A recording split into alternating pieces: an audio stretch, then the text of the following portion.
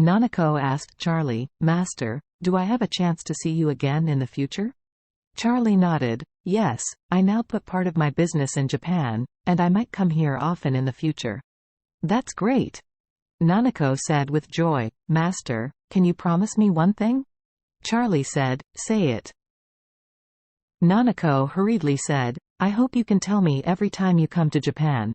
If it is convenient for you, I hope you allow me to see you.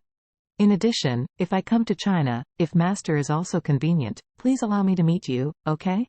Charlie smiled slightly. "No problem, I promise you." Nanako cheered like a little girl and said, "Then I will see Master Wade often in the future."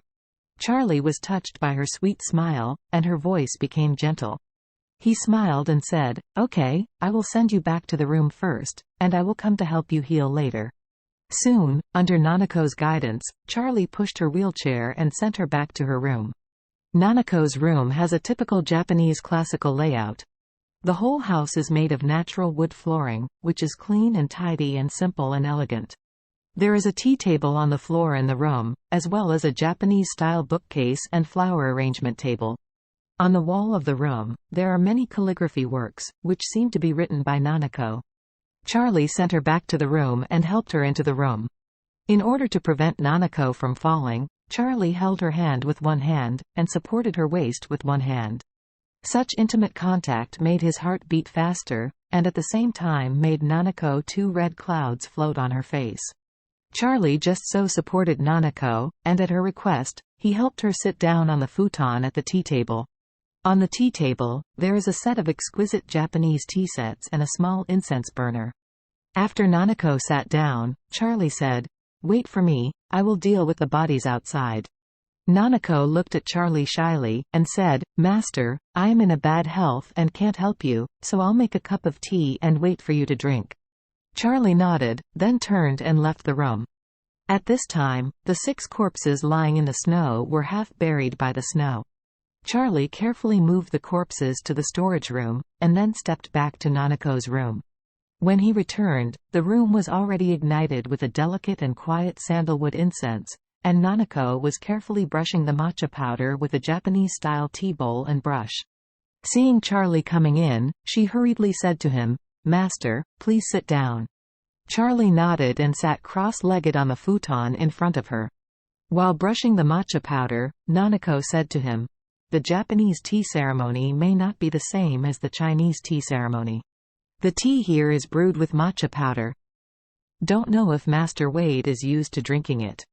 Charlie smiled and said, "I tasted Japanese tea ceremony with my parents when I was young, and I felt pretty good personally." Nanako nodded, smiled and said, "That's good."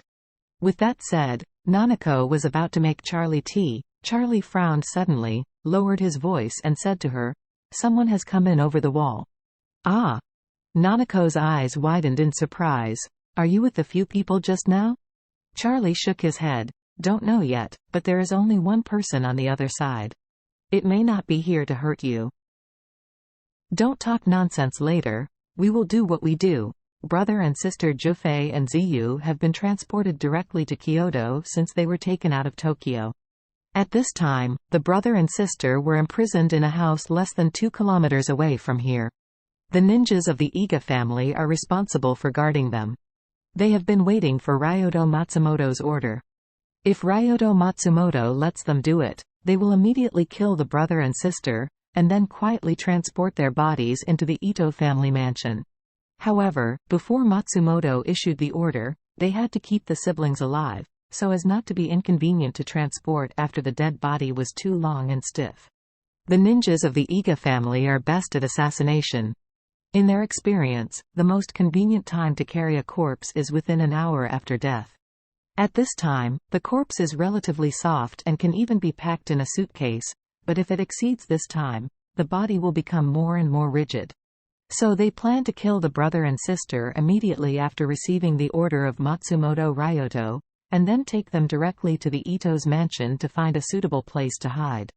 Just 10 minutes ago, Ryodo Matsumoto called and asked them to check the situation in the Ito family mansion. First, take a look at the defense of Ito's mansion and find the weakest link. Then they have to find a suitable place to hide the dead body. After confirming it, kill the brothers and sisters directly. So, an Iga ninja sneaked into the Ito house alone, preparing to step on a spot first. It was this person that Charlie noticed in Nanako's room. This person observed the wall for a while, and seemed to have selected the remote courtyard of Nanako. After looking around for a while, he took out a few photos with his mobile phone, and then quietly rolled down the wall and planned to leave. Charlie stood up at this time and said to Nanako, "I'll go out for a while, you are waiting for me here." Nanako hurriedly asked, "Master, where are you going?" Charlie said, "That person was also a ninja just now. He came here alone, and 80% came to step on it. There may be other ninjas behind him. Let me go and see." Nanako stretched out her hand to hold him, and said seriously, "Master, please don't go, it will be dangerous." Charlie said seriously, "If there are ninjas peeping in secret, it is very likely that they are conspiring against you. If I don't go now, they may find you soon. If this is the case, it is better to take the initiative and get it done once and for all. Get rid of them." Nanako said nervously, "But I am worried about you. I don't want Master to take risks for me."